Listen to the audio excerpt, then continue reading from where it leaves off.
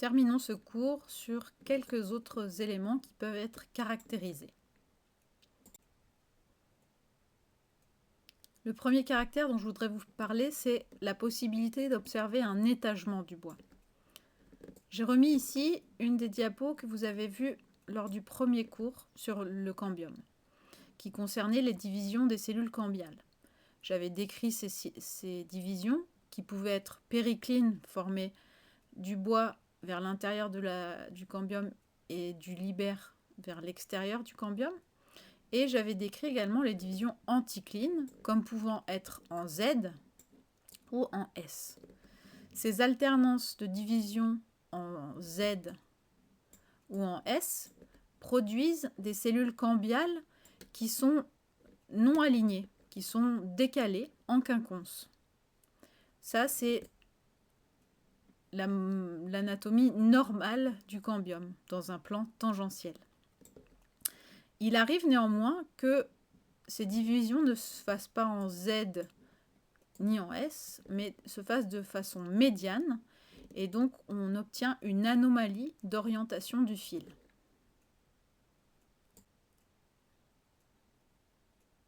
Cette anomalie, vous la voyez ici, elle est donc liée à une division médiane anticline. Dans ce cas-là, toutes les cellules du cambium vont être alignées. Ces cellules du cambium qui sont alignées, quand elles vont se diviser de façon péricline pour former du bois, elles vont donner des éléments alignés du bois.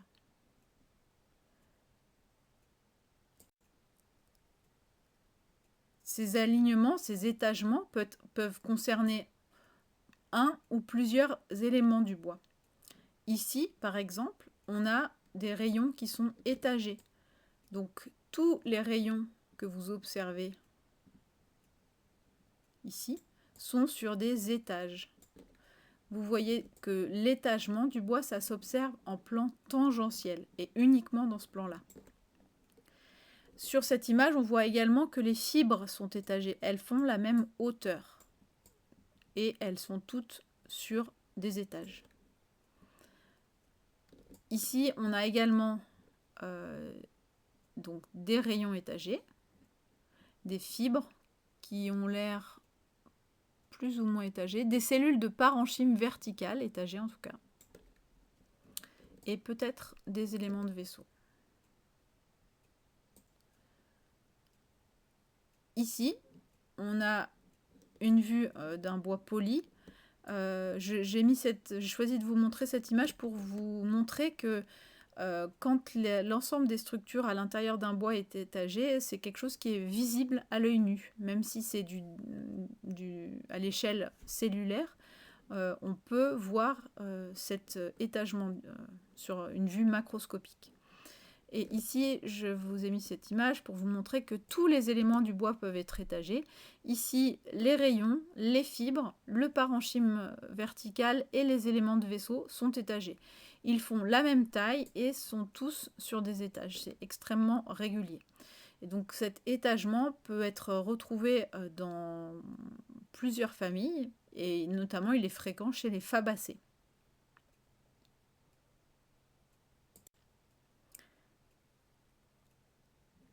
L'autre caractère que je voudrais vous décrire maintenant concerne les cellules de parenchyme et notamment ces cellules qui sont dites sécrétrices.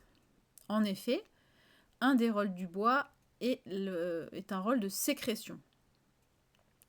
Les sécrétions peuvent être différentes, ça peut être des résines, mais également des huiles.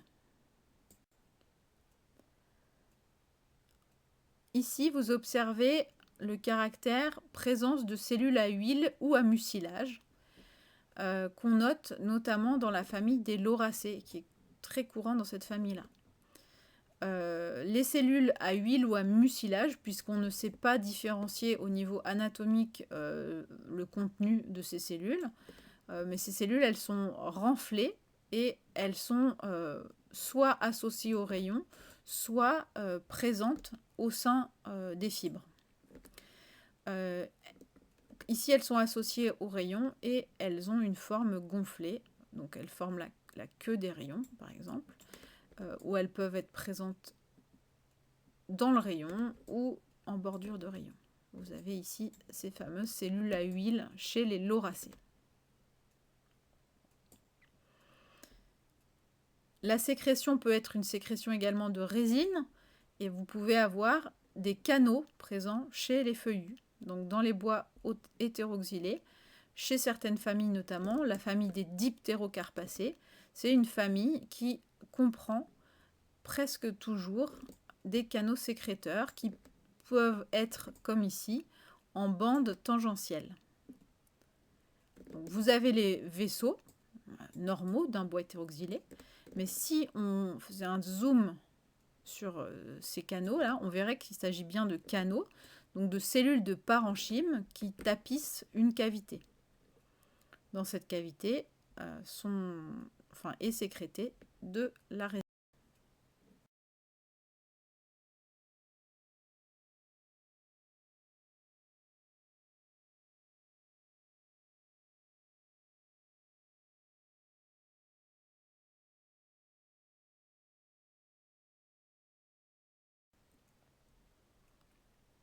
Les canaux peuvent être axiaux, verticaux, comme dans les exemples vus précédemment, ou ils peuvent être également radiaux, à l'intérieur des rayons. Vous avez un exemple de canal radial, c'est quelque chose qu'on rencontre notamment chez les Burséracées.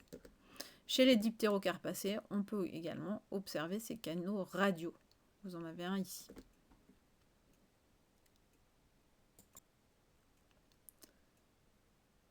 Un autre caractère dont nous devons parler, c'est la présence de cristaux. Donc, les cristaux sont bien plus abondants dans les bois hétéroxylés que dans les bois homoxylés. Ils peuvent présenter différentes formes. Ce sont la plupart du temps des cristaux d'oxalate de calcium qui peuvent présenter une forme rhomboédrique ou octaédrique. Donc, comme c'est le cas ici, c'est ce qu'on appelle des cristaux prismatiques. Ils peuvent se localiser dans les cellules de parenchyme de rayon, comme c'est le cas ici, mais également dans du parenchyme axial, vertical.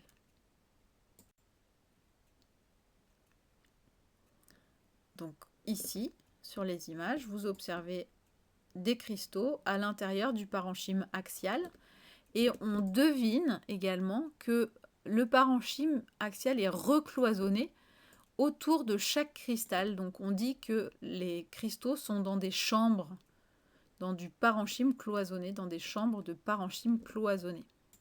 C'est assez visible ici. Les cristaux peuvent être d'autres types. Vous pouvez observer des druses dans certaines familles, par exemple les malvacées ici, ou les combrétacées là. Donc c'est un cristal un petit peu en étoile, en 3 dimensions, on va dire. C'est un cristal composé. Vous pouvez également avoir des raphides, notamment par exemple chez les vitacées, dans les vignes. Ce sont des cristaux qui sont composés d'unités de cristaux très très allongés qui se regroupent et qui forment ces cristaux allongés.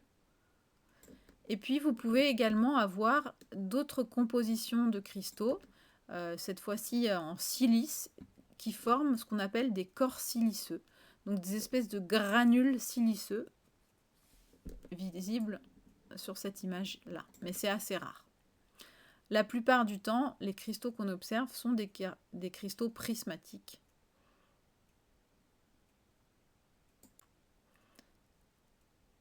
Je vais m'arrêter là pour les bois hétéroxylés. Évidemment, vous retrouvez la liste complète des caractères anatomiques décrits par l'Iowa dans le livret édité par l'Iowa, qui est disponible dans Moodle ou téléchargeable sur Internet. Je vous ai mis des ressources bibliographiques concernant l'anatomie de ces bois. Et vous avez également l'adresse d'Inside Wood, que je vous conseille vraiment d'aller voir. Et également d'un site d'un laboratoire suisse, le WSL, où vous allez trouver également de très nombreuses images qui vont beaucoup vous servir, à la fois pour les bois hétéroxylés, mais aussi les bois homoxylés.